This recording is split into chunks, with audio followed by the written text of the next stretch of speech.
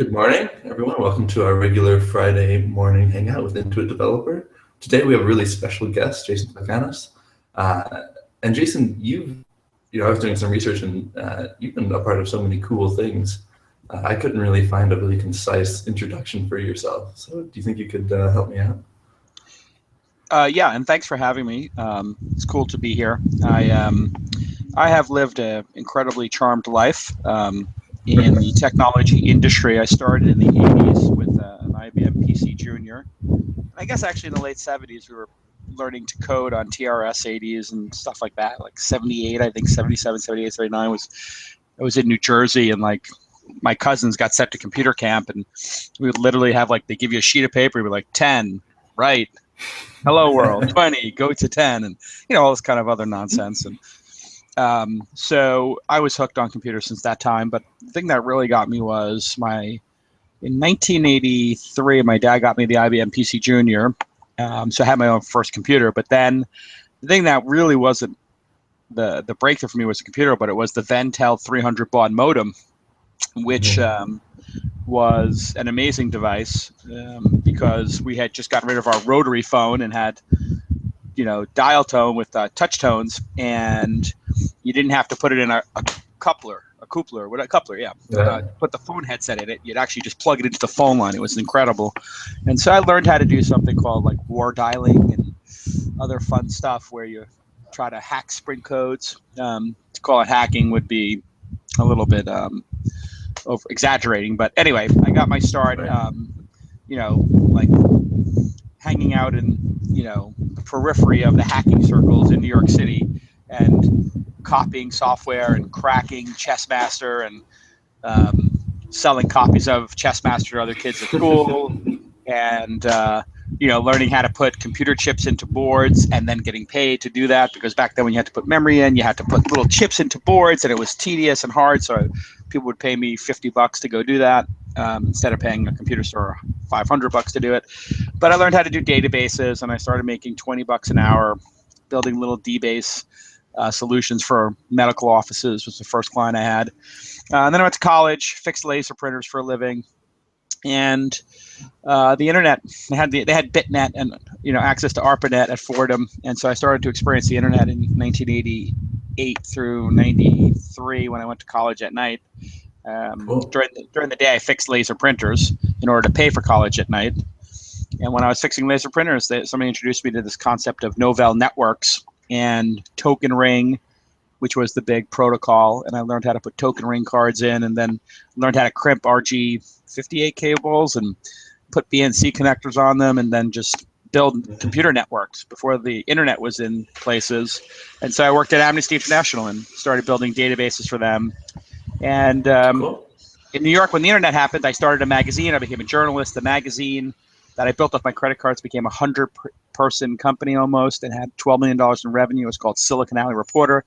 That sort of made me famous or infamous. I did conferences and that kind of stuff. And I became good at communicating, and certainly, good at communicating what was happening in technology and telling stories. I sold that company at Dow Jones for a pittance, got a couple years salary, and was kind of down and out of my luck in New York after 9/11, kind of PTSD'd out and really depressed about what had happened on 9/11. And I just seen the blog movement. Two of my employees, one had gone and done blogs. One was Sheni Jardin, who did Boing Boing. Another one was Rafat Ali, who did pay content. And I just thought, my God, these blogs are so stupid. There's no editors.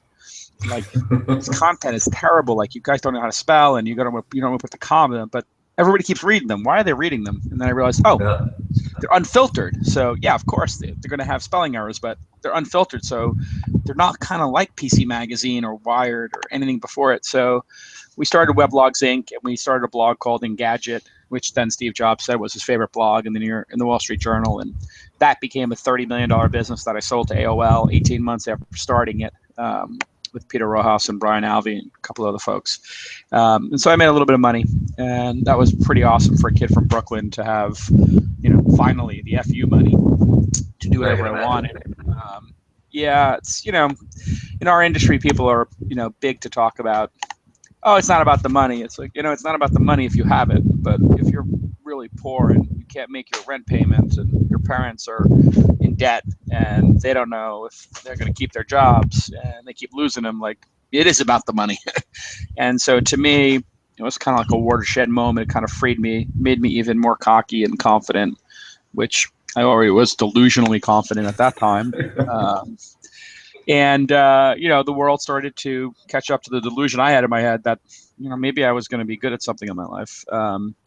After that, I became an entrepreneur in residence at a place called Sequoia Capital, which is sort of like, for an outsider like me to go from literally knowing 10 people in the venture capital industry to having them as an investor eventually, and then angel investing with them, was like being plucked, from the schoolyard, and they tell you, hey, you want to play on the Knicks? Like, we saw you in the schoolyard. Any chance you want to play on the Knicks? Like, and that's what I mean. I have a charmed life, like I kind of didn't deserve half of what I got, and now I certainly don't deserve 10% of it.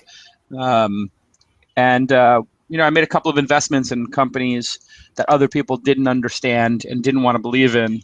Most famously, Uber. Less famously, Thumbtack, Wealthfront, other things out there. That sort of emboldened me to be an angel investor the last 5 years. And at the same time, I started a podcast called This Week in Startups that I do twice a week, which, I started that 8 years ago, when people didn't believe in podcasting. And so sure enough, the world caught up with that delusion. Now everybody loves podcasting. So, there's this certain theme here, which is like, I kind of get to some piece of technology or platform, whether it's blogs or podcasting or, on demand with Uber and Thumbtack. And I just get to these things marginally faster than everybody else, which, by the way, was what happened to me with the Ventel modem in 1984. I kind of got to modems before everybody else did, which was when they were at 2400 baud or 9600 baud. I got to the internet in 88 to 92, and everybody else got to it 92 to 95. So I've just made I'm a blue collar guy with a 71-year average who just learned the hack of, like, if you find new technology, just say you believe in it, and in your mind believe in it, and suspend disbelief, be delusional, and it may work out for you. So, like, people running around are like, oh my God, this VR thing's going to work right now. And I was like, bullshit. Like, I don't think this VR thing's going to work. It failed the last couple times. I was like, oh, wait a second. I've lost my edge. Like, I used to believe in stuff. Then I tried it on, and I went to see all the VR companies. I was like, I think I can get behind this. This might actually work if people buy $700 headsets. So it's a long-winded way of saying I was a journalist. I created companies. I was an angel investor, and I created a bunch of media. And again, nobody knows it better than me, but I'm the luckiest bastard you ever met. Yeah, that's a much better introduction than I think I could have whipped up for you. Yeah, lucky bastard. Lucky bastard, yeah. I put it on my card. Intuit Developer interview with Lucky Bastard. That'll be the tagline. Exactly. But it's a point for everybody listening is that, like, a lot of this is luck and believing in stuff. Just being part of the first 5 or 10% to believe in something, right? And that could be a language, that could be a platform, it could be a company, it could be an idea. Yeah. Well, one thing you didn't mention that sort of the reason we're connected today is the Launch Festival and Launch Hackathon that's coming up in the next couple of weeks. We're super excited for the hackathon, and some of our developers that'll be watching this won't have the opportunity to attend. So I was wondering if you could just give a little rundown about what's going on there, and what should we expect to see. Yeah, so if you don't have the opportunity to attend, figure out a way to attend. Like, spend the money yourself, go stay in an Airbnb, scrap together some extra miles, whatever it takes. Hackathons, I really became addicted to because when you don't have like a boss over your shoulder saying build this, and you've been sitting there as a developer working at big companies where you just have product managers, developers, crazy founders, the sales team, whatever, over your shoulder saying, we need this, we need this, we need this, and you're trying to be a hero getting it done. It's like a mini vacation, but a work vacation where you're kind of like, what should I build if I didn't have anybody else telling me, but I was telling the world what I wanted to build? And what do I want to learn, right? Like, so, I never did a wearable, or I never, Can I curse on this? I don't even know, but I never fucked with a drone, like I'd love to do that. Or I never did computer vision, I like to fuck with that. Like you could just go play with shit and see what happens, right? And you get to do it with 2 or 3 friends. And so it's kind of like, those early days when you guys would just have, or gals would have people over and you just, play a video game or, hack something together as a proof of concept. The difference is in this hackathon, I pack it with angel investors and other founders on Sunday to judge the products. And a lot of people troll the event looking for teams to back as entrepreneurs. So the last 2 years, the winner went on to apply to Y Combinator and be accepted. And I invested in both of those companies. One of them shut down, which is kind of a bummer. But it's the business I'm in. 7 of 10 companies I invest in go to zero. But the other one raised a ton of money and it's done fabulously, called Interviewed.com. Interviewed.com. You can check them out. And they won last year. Just finished Y Combinator, raised a ton of money, and I invested a ton of money in it, and I'm going to make a lot of money off of it. So I think, it's looking pretty good. So I consider it like you can either go there and hack and have no expectation of being a company, or you can be pleasantly surprised that somebody might look at it and go, you know what, this is worth giving the person $25K or $50K to continue work on it, and then get the proof of concept done, and then maybe everybody quits their job and you raise 250 or 500 or 150 and go to an incubator for 3 months, and your journey starts. So I just love the radical impact it can have. Now for corporations, I think it's radical as well, because you can send your teams there with your logo on it, build something awesome that you can bring, that you market yourself, which is great for recruiting. Like SpaceX is going to be there recruiting. You guys will be there. Other companies go there, and they're not like hardcore recruiting, like coming to your table like, hey, how would you like to work in an office and make our ad product 15% more people click on it. Like, it's not that kind of stuff. It's more like just other developers are there who happen to work for other companies. So you could say like, oh yeah, what's it like to work at Tesla or SpaceX or Intuit or Google or Facebook or Twitter or whoever's there. So it's like a low pressure, like meet the developers from that company and see if you might vibe. But there's no formalness to that. You just might be like you're eating a burrito or something and somebody talks to you about it. But I love it because we made it kind of serious. The other thing we noticed was that other hackathons, there's a lot of people like walking around annoying people and talking and yelling, which is not conducive to building shit. And I'm like, who are these people? And they're like, oh, they're recruiters and they're VCs and they're press and they're idea people. And I was like, okay, can we get those people the fuck out of here? Like, just get them all out, everybody out. Like I literally kicked a bunch of people out. And I said, like, put them in this room over here. And that's where you can talk. So I just said, like, any conversations that are above a whisper. So I just called it library rules, which is like, if you're in a library, yes, you can have a conversation with your people, unless that conversation is annoying the table next to you. And so we came up with this library rules thing. And we also came up with, you apply to go to the hackathon and then you get approved. Because we found all these companies were kind of like making end runs to like sneak their API in or sneak their recruiters in. And it's like, dudes, we're not making any money off of this. Just, if you want to like promote your API or you want to recruit there, like softly do it. Like, just buy lunch for everybody. And I can have my people say like, lunch is brought to you by Intuit or, Twitter or whatever it is. And, do it like in a chill way. So anyway, the result of that is, we have teams of people who actually build stuff. So you go and it's 1:00 in the morning and you look and it's like, okay, there's 800 people and they're heads down building cool shit. And for me, that's the best, right? Like when people are actually building stuff and not there to party. And then there's a no alcohol, no drugs rule, which you would think like you don't have to make that rule, but people like to party. Some hackathons, they're pretty crazy. No, sometimes they get out of control, and then there's also like like sexism at a couple of like these hackathons. People did stupid stuff, and were like making like like just, I'm not gonna say the names of stuff that came out of the last hackathon. For the best. Well, they were just one of the other like lately a competitor of ours had like 3 or 4 projects in a row that were like not cool, and so we really take that kind of stuff seriously. It's not like a harassing kind of environment. It's not like people are doing shots. So if that's the experience you want, it's not this. But if the experience you want is hey, yeah, maybe we could get into Jason's incubator or Y Combinator. That is this experience. And if it's maybe just I want to meet new friends and I want to learn new skills, that is this. And if I want to win cool prizes because people put up cool prizes, that is this, right? So I'm really proud of it. I love doing it. We don't make any money off of it. Sometimes we lose a little bit of money off of it, but we always have like a really good crowd. And like right now, I think we're at somewhere like 1,400 people applied, and we've accepted 1,100 of them. So it's going to break all the records, I think, in terms of number of people there. And then there's only one other rule, which is if you leave at midnight, you can't come back till 6 a.m. So if you want to go home and sleep, that's fine, but you can't go out to a bar drinking and come back at 3 a.m. drunk, which is literally why we created it. Because we had a bunch of people go out one time and like, oh, we can't drink here. That's totally fine. Let's go get sloshed and come back at 2 a.m. and barrel into the place with flasks. And I was like, guys, come on, man. But it's a lot of fun. I love it. Yeah. And then if you, the other good news is I think the top 7 winners, they get to keep working on their project and bring it to the main stage at Launch Festival on Friday.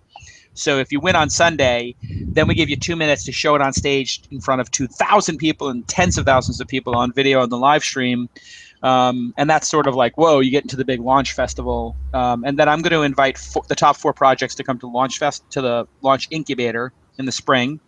If they accept that, they get $25,000 immediately, and then another $225,000 if they graduate. So it's an investment prize. Personally, for me, I pick it, and you have to be a legit company. So it's not like I'm going to start a company, take Jason's money or Jason's investors' money, and just like throw a party. It's like, no, you got to actually show up for the incubator. You got to perform. You got to like make a real go at it. So there's other prizes that are just like cash prizes and cool stuff. My prize is, hey, I want to see if 4 of the 200 teams, so like 2% of the teams, actually go and build a company out of it. So that's my goal. I may only get 1 or 2, maybe I'll get 3 or 4. I'm up to 4, and then I get to spend 12 weeks with them at the Launch Incubator, from the spring until the summer. And that's when I can really do some damage with them, like refining their product and introducing them to the really powerful investors in Silicon Valley, and the greatest product designers and the greatest designers and the greatest developers and the greatest growth hackers and strategists. So if you get into that incubator, it's sort of like getting into, I don't know, some sick graduate school where like everybody's really freaking smart, Yeah.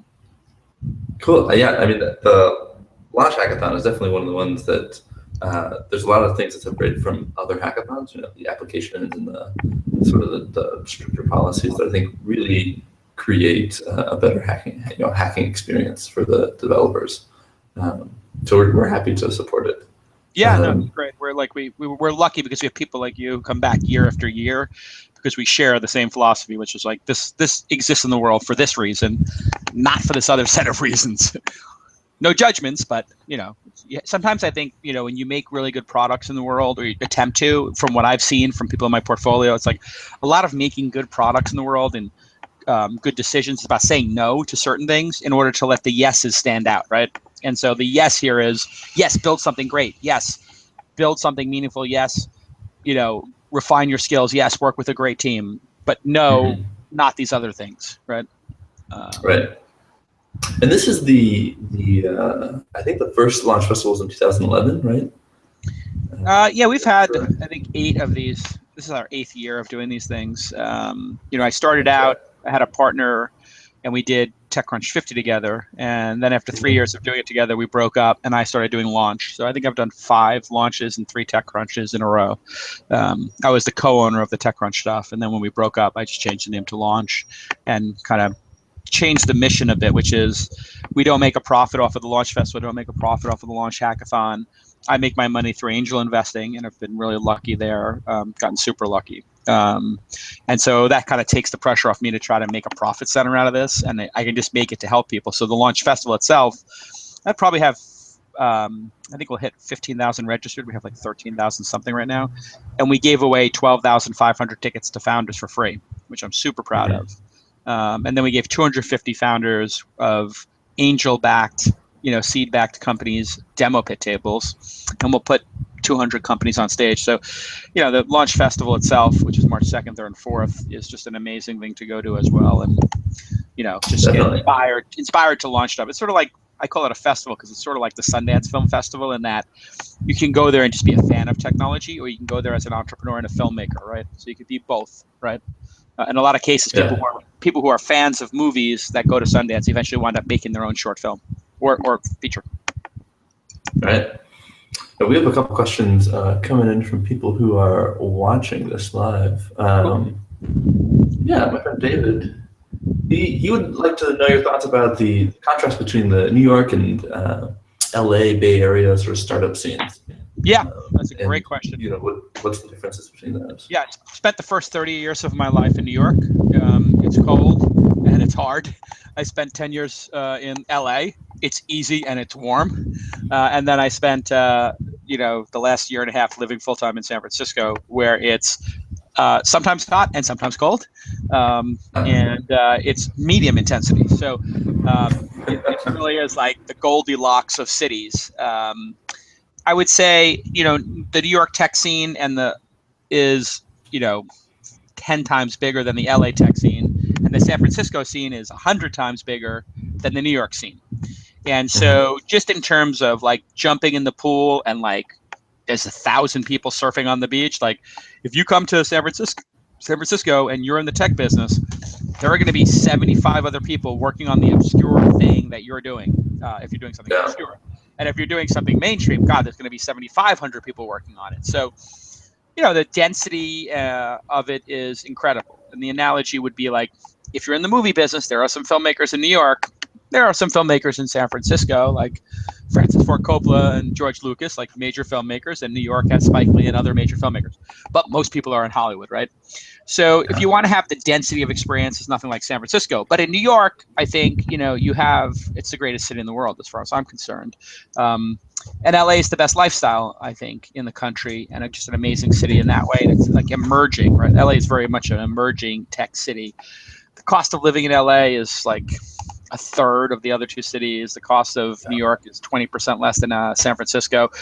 So, it's a bit of a grind in San Francisco. So as the density goes up and the intensity goes up, so does the cost of living and so I think you can build a great company in any of those three cities.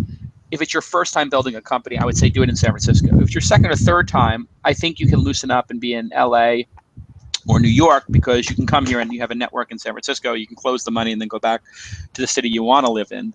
But all things being equal, I think starting in San Francisco, so you have that, ability to meet with, in San Francisco, I can meet with 100 investors this month.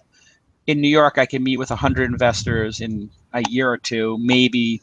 There might be 100, and in LA, you're never meeting with 100 investors because there's only 40. It's like 30. Like you can literally do the whole town in a month. So you're gonna have to leave those places in all likelihood to get your company funded. So, and in terms of talent, there's enough talent in all these regions to run, an enterprise, obviously, because people have done it. You have Snapchat now. Snapchat is reaching, some level of very significant scale in LA. Maker Studios reach some significant level of scale in LA. New York, obviously, Kickstarter, Etsy, Foursquare, DoubleClick, everything. Yeah, and that sort of touched on another thing. I was looking at some of the past interviews you've done where you talk about what you sort of look for in small businesses and startups. I'd love to capture a couple of those insights here. What kind of things do you think are important for a couple of developers starting a new company to focus on early on? Well, you have two buckets of people in the eyes of angel investors and seed stage VCs. People who will GSD, get shit done, and then people who those investors don't think will get stuff done, right? So the first thing you have to do is be in the bucket of people who can actually build something credible in the world. Well, how do you signal to investors that you can build something credible in the world? Well, you just go ahead and build something credible. And I know that sounds incredibly obvious, but I would say 9 out of 10 people who contact me haven't built anything yet. So there's really nothing for me to look at. It's like, I'm the greatest chef in the world. I'm like, okay, can you put something on the plate and can I take a bite? And they're like, yeah, no, totally. Give me money and I'll make you a steak. And it's like, it doesn't exactly work that way. In this day and age, you have to actually build something credible and then show it to them. And now actually building something small that's credible and that has, even just 10 users using it, and you have data from those users, which people would put under traction or early results, that is kind of how deals get closed today in 2016. So when I started in the business, you would bring a business plan to people, they would give you money, you'd build a prototype. Then somewhere along the lines, you built a mock-up, they gave you money, you built the prototype. Yeah. Then they were like, you came with the prototype, they gave you money, you launched the product. Now you launch the product, they give you money, you're in beta, the product's like semi-launch, they give you money to launch it. Now it's like the product's in market, it's got some users, they discuss it with you, they give you money to accelerate the growth of that product, right? So getting a toehold, building something that 10 people are using, and you have some data and some thesis as to why, $250,000 on top of the $25,000 in sweat equity you and your partner put into it, or your two co-founders, whatever it is, it makes sense, right? So you and your two co-founders put in 10 weeks, you built something, you're using it, and these 3 people at this company that a friend of yours runs is using Slack too. And here's the data. They're in it all day. It works. They said if they didn't have it, it would cost them $10,000 to build it, and they would totally pay $10 per person. And in fact, we took their credit card and we charged it on a Square, and we actually have 3 paying customers. Like, that starts the conversation on third base. And that's what you're trying to do as an entrepreneur, is just eliminate the reasons for them to say no. And after a while, like, I had one entrepreneur with Tout, T-O-U-T app, TK, and he just kept coming to me and showing me progress. And then at some point, he had some users and some sales executives using it. And I was like, if you get to 10K a month in reoccurring revenue, I'll invest. Because he's like, I really want you as an investor. Really want you as an investor. I said, okay. If people are paying $50 a month for this, if you get to 200 people paying, like, yeah, I'll invest. But right now, I'm not sure if I don't really care about this vertical, but, maybe you can prove it to me. And he proved it to me, right? So, and then other times, people can take a flyer if you have a track record. But the world is about execution, and it used to be, about who you know and who could build a business plan and who went and got their MBA. Thankfully, all that bullshit's gone. And now what people really are optimizing around is who can actually understand the customer most and delight them and get them to engage with the product. So people have now moved to, like, not just can you build a product, like, that's not enough. You have to build a product that engages people and that people love. So the benchmark gets higher, but that's good for people who actually put the work in and who are actually developers, as opposed to idea people who are just like, hey, can you build this for me, developer? And then I'm going to go bring it to a bunch of VCs and see if they buy it, right? So understanding the customer and building something that's a wedge, it can never be too small if it delights a user and they can't live without it. Like, literally the smallest thing, the smallest Chrome extension, the smallest, one function app, the smallest Slack bot, the smallest, whatever tiny piece of enterprise software, or plugin that people can't live without and that they can't shut up about and they write a great testimonial for, that's the stuff that will get funded, because people go, okay, at least I know there's X number of people who love this and are willing to pay for it, or it changed their lives. A lot of times I invest in something, and when I used to invest, I would have to, like, sit there and wait 6 months, and companies would come back to me and say, hey, we don't know if nobody loves what we're doing. Can we have more money? And I'd be like, oh my God, really? I'm going to, you just burned through 250 grand and nobody loves what you've done? Fuck, like, you want another 250? Why? To keep this company going? Like, just, can you come up with is there anything that you did that people like? And it's a tough conversation to have. So now I've kind of like, I put that conversation aside and I said, show me something that people love. Yeah. And are there any sort of specific market verticals that you're really looking forward to new products in, or anything you're really looking to see as an investor? I am independent of vertical because I learned long ago that nobody knows if, Uber's going to work, or Thumbtack's going to work, or Chartbeat's going to work, or any of this stuff's going to work. So you might as well, again, suspend disbelief, like I learned in my whole career, and just look at the execution and look and see if the person's a winner, right? And so that's how I invest. That being said, I was like, I'm never going to do hardware. It's just too painful. The product's never launched. It's super capital intensive. And I have 3 hardware companies, including a robotics one in my incubator, graduating on March 2nd. And like, this robotics one, I'm just like, I can't shut up about it. I'm like, wow, this is going to eliminate this whole amount of manual labor in the world and make the world a better place for doing so. And I'm obsessed with robots right now. And I just think, these robotic arms that you see out there that are in the Tesla factory, like, I think we're going to have them in our houses on like little platforms, and they're going to run around and do stuff for us. And then the Amazon Echo, the Echo, if you don't have one of those, like, just buy one. It's insane how much better than Siri it is. It's just like this crazy, weird, like, this is so much better than Siri. Like, why? I don't know. But it's got like 7 microphones in it, and you just tell it what to do, and it does it, and it kind of works. It's, again, back to like, it works and it's delightful. Like when I say, Alexa, play Spotify, Warren Zevon, it just plays Warren Zevon for me. And I'm like, Alexa, lower the volume. And it works. And I'm like, okay, my Sonos doesn't do this. My Siri doesn't do this. And all of a sudden, it just works. So like this sounds like incredibly basic, and I'm a pretty basic guy. Like, it just works. Kind of underrated. I mean, how much of this stuff being built just doesn't work? You're sitting there trying to make Siri work, and it's like, why doesn't Siri work? Like, I keep trying, it doesn't work. Why is it going to the cloud to try to interpret my stuff? I'm like, I'm on a 3G or 4G connection. I'm like, why isn't it doing like drag and dictates my stuff, and it just works? I'm like, I'm trying to dictate something and it doesn't work. Like, why doesn't Siri just work? Why doesn't the Apple Watch just work? Like, these products are so fundamental, like they're so refined in one way, and then they just don't work in another set of ways. Like, I mean, I'm sure they'll work fine in version 4, but I'm a big fan of like doing less but making it actually work and be delightful. People take on too much. People take on too much. The Apple Watch does too many different things. It doesn't do any of them particularly well. Like they should do like 4 things perfectly, as opposed to 17 different things, and none of them are actually over the finish line yet. Like, it's not as good of a fitness tracker as the Fitbit. Like, the Fitbit does one thing, like, and it does a really good job of that. Like, that's why Fitbit's so successful. Like, GoPro does one thing really well. It's incredibly successful at that, right?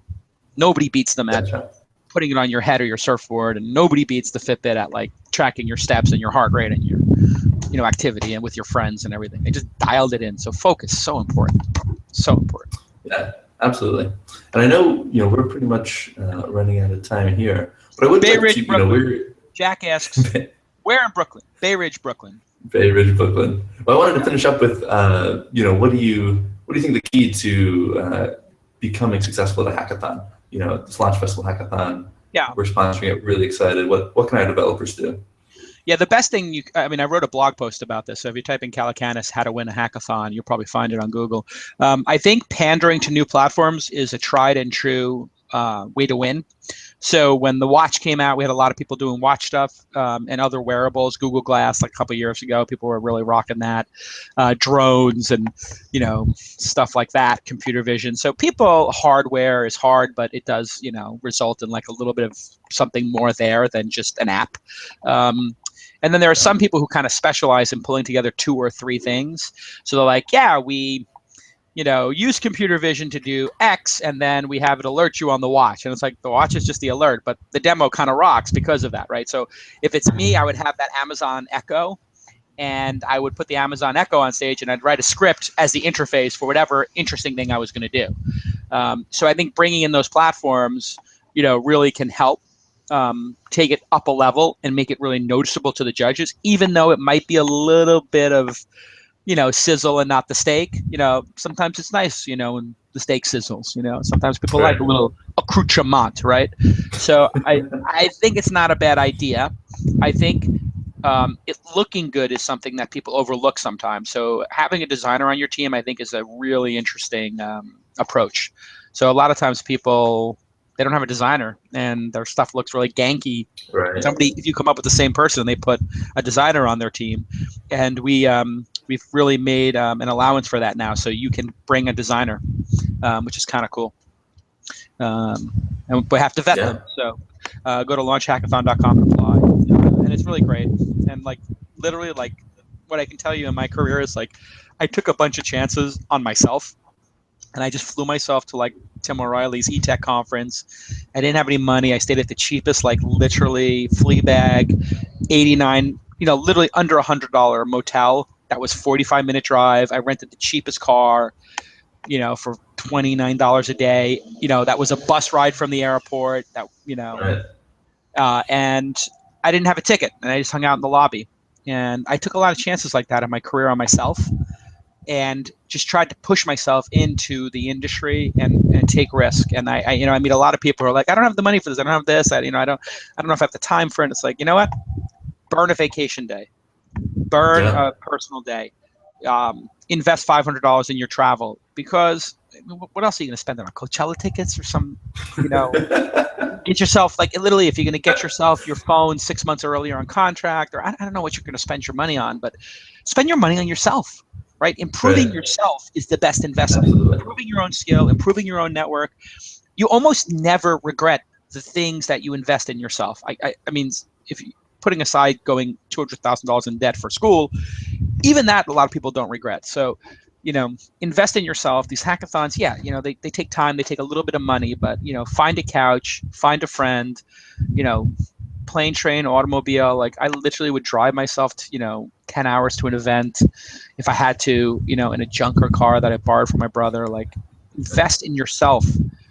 And if anything proves to you that that is a good idea, it's a schmuck like me being as insanely unrealistically and unfairly successful as he is. Like, I literally don't deserve to be where I am, and I only did it through hustle, and hustle is what it's about, right? And it's amazing to me. People expect, like, the great things are going to happen for them, but they don't take any action, right? Take some action in your life. Learn a new skill, build some projects and throw them away. I built like 10 projects, little prototypes before I actually built the companies that actually worked for, what I'm doing. And that's the same is true of almost every entrepreneur I know, from Elon Musk to Mark Cuban to Travis at Uber. Like, all of them were tinkering. Like, Elon just wanted to send, like, he wanted to send like seeds and plants out to outer space and make like a backup of the biosphere. So he was just looking at Russian rockets in order to put satellites up with like a biodome in it. He was just like, had a crazy idea. So he went to Russia with my friend Adeo, and they looked at rockets and got the prices. And then they were like, wow, the prices are too high. Like, how hard would it be to make rockets? And then all of a sudden it was like, yeah, how hard would it be to make rockets? Can you imagine like that moment? Like, I wonder how hard it would be to do this ourselves. Because these Russian guys don't, seem like they're all that special. These rockets don't seem that difficult. These are like 40-year-old rockets. Like, maybe we should make our own rockets. Oh, right. And the Tesla guys who brought Tesla to Elon were like, hey, we built a go-kart. He was like, if you could build a go-kart, I wonder if we could build the Model S, like a real car. Like, this happens over and over and over again, where people just pull the string and they investigate, and then something breaks, right? Something breaks for them. They find something before everybody else. So go find something before everybody else. And if you find something and it's a dead end, hey, just enjoy the journey, right? You went to Russia and you saw some rockets. Cool. Who's cooler than you? Like, so invest in yourself.